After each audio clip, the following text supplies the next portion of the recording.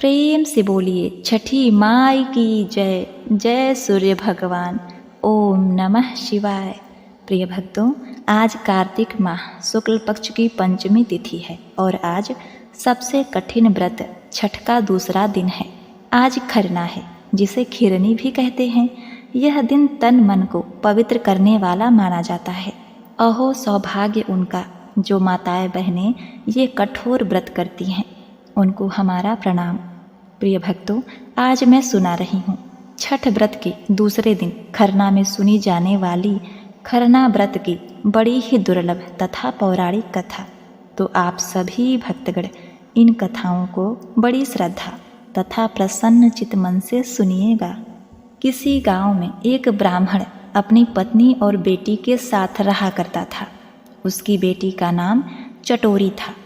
वह इस कारण क्योंकि वह खाना बनाते बनाते जूठा कर दिया करती थी। थोड़ा सा उसमें से लेकर चख लिया करती थी। किसी भी खाद्य पदार्थ को देखकर उसे अपने ऊपर नियंत्रण ही नहीं रहता। इस कारण उसका नाम सबने चटोरी रख दिया था। हालांकि वह कन्या अत्यंत ही रूपवती तथा कामकाजी थी। केवल एक अवगुण के कारण ही उससे कोई भी विवाह करने को तैयार नहीं होता। चटोरी के लिए बहुत से रिश्ते आते, लेकिन वह रिश्ता जुड़ने से पहले ही टूट जाते थे। ब्राह्मण को अपनी इकलौती संतान चटोरी की विवाह की अत्यंत ही चिंता होने लगी। चटोरी की माँ ब्राह्मणी छठी मैया की परम भक्त थी। उन्हीं की कृपा से चटोरी का जन्म हुआ था। अब ब्राह्मणी ने छठी माता से मन ही मन मान मनौती किया। अब क्या था, छठी माता की कृपा से चटोरी के लिए एक रिश्ता आया, किंतु ब्राह्मणी ने अपनी पुत्री चटोरी के चटोरेपन की बात कही। तब लड़के की माँ ने विवाह करने से साफ इनकार कर दिया, यह कहकर कि हमारे घर आए दिन पूजा पाठ अनुष्ठान होते रहते हैं। हमें ऐसी बहू नहीं चाहिए जो घर में जूठा काठा करते फिरे। किंतु लड़के ने अपनी माता को ये कहते हुए मना लिया कि माँ, लड़की बहुत ही सुंदर है। उसके जो बच्चे होंगे वो भी चांद का टुकड़ा होंगे। रही बात चटोरेपन की, तो अपनी बेटी समझकर सहन कर लेना।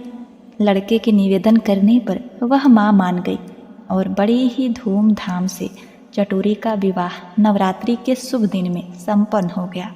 अब जब छठ का महापर्व आया तो चटोरी बहू के सास को चिंता होने लगी कि कहीं चटोरी के चटोरेपन की वजह से छठी माता के व्रत में कोई परेशानी ना आ जाए। प्रिय भक्तों, जब छठ का व्रत आया, नहाए खाए तो किसी तरह पूरा हो गया। पहले दिन सब कुछ ठीक रहा, किंतु अब तो खरना के दिन खीर बनाने के साथ प्रसाद भी बनाना था और चटोरी को प्रसाद जूठा करने से भी रोकना था। इन सभी बातों को सोचते हुए सास ने एक उपाय निकाला। सास ने गेहूं को धोकर सुखाकर उसे चक्की में पीस लिया। अब जब चटोरी ने देखा कि इतना सुंदर आटा है, तो उसके मन में आया कि क्यों ना मैं इसकी लिट्टी लगाकर खा लूं। अब ना चाहते हुए भी उसको बहुत मन कर रहा था लिट्टी खाने का, लेकिन अब क्या करें, सास की वजह से वह लिट्टी बना भी नहीं सकती। चटोरी तो किसी तरह मौका देख रही थी कि कहाँ समय मिले और कहाँ वह लिट्टी बनाए। और उधर उस सास ने चटोरी से कहा, बहू, तुम नदी से एक घड़ा पानी लेकर आओ जो कि बहुत दूर है। जब तुम नदी से पानी लाओगी तभी प्रसाद बनेगा। अब यह सुनते ही चटोरी बहुत ही प्रसन्न हो गई। वह चोरी से एक अंजुली आटा अपने आंचल में छुपा लेती है और घड़ा लेकर नदी की तरफ चली जाती है। अब इधर सास तो प्रसन्न हो रही थी, सोच रही थी कि चटोरी चली गई, अब बिना विघ्न के, बिना जूठा काठा के वह सफाई से प्रसाद बना लेगी। चटोरी जब नदी पर पहुंचती है तो नदी के तट पर एक पत्थर था। उस पत्थर पर उसने उस आटा को रखकर उसे गूंथ लिया, लिट्टी का आकार दे दिया। अब उसे रही बारी पकाने की, तो इधर उधर उसने देखा, उसे कहीं भी कोई भी लकड़ी नहीं मिली। तब सामने उसने देखा तो एक चिता जल रही थी। अब चटोरी का मन बहुत ही चटपटा रहा था। उसने सोचा कि चलो कोई बात नहीं, जब लोग चिता जलाकर चले जाएंगे तो उसमें जो आग रहेगी उससे वह लिट्टी सेक लेगी। चटोरी ने न आव देखा न ताव, इंतजार करने लगी लोगों के जाने की। जब लोग चले गए तो चटोरी ने उस चिता के आग पर लिट्टी लगा लिया और उस लिट्टी को एक पत्ते में लपेटकर अपने आंचल में छुपा लिया। घड़े में पानी भरकर वह रास्ते में चली आ रही थी। आते आते अब चटोरी को भूख बहुत तेज लग गई थी। उसने सोचा कि बिना किसी चीज़ के वह लिट्टी कैसे खाएगी। अब रास्ते में एक सूर्य भगवान का मंदिर पड़ता है। मंदिर में देखती है तो ढेर सारे घी के दिए जल रहे होते हैं। चटोरी यह सोचती है कि यह घी तो फालतू में ही बर्बाद हो रहे हैं, क्यों न मैं इस घी को अपने लिट्टी पर लगाकर खा लूँ, मेरा पेट भी भर जाएगा और स्वादिष्ट भी हो जाएगा।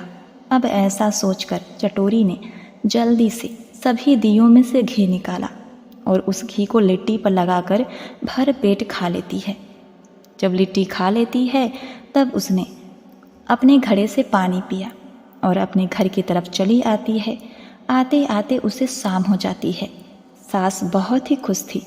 उसने सोचा कि चलो आज का दिन पूरा हुआ। अब सास जल्दी से सारा सामान, पूजा की सामग्री लेकर घाट पर चली जाती है। दूसरे दिन जब लोग सूर्य भगवान के मंदिर जाते हैं उनकी पूजा करने के लिए, तो उन्होंने देखा सूर्य भगवान का जीभ बाहर निकला हुआ था। सबको देखकर बहुत ही हैरानी होती है। लोग सोचते हैं कि यह कहीं अपशगुन तो नहीं। इसके लिए लोगों ने भगवान सूर्यदेव से बहुत ही प्रार्थना किया, हे भगवान, आप अपना जीभ अंदर कर लीजिए, कहीं ये अनिष्ट का प्रतीक तो नहीं। हे भगवान, हमसे क्या गलती हो गई। लेकिन सूर्य भगवान अपना जीभ अंदर करने को मानते ही नहीं। बड़े बड़े विद्वान पंडित आकर थक गए, सूर्य भगवान माने ही नहीं। अब उस नगर के राजा ने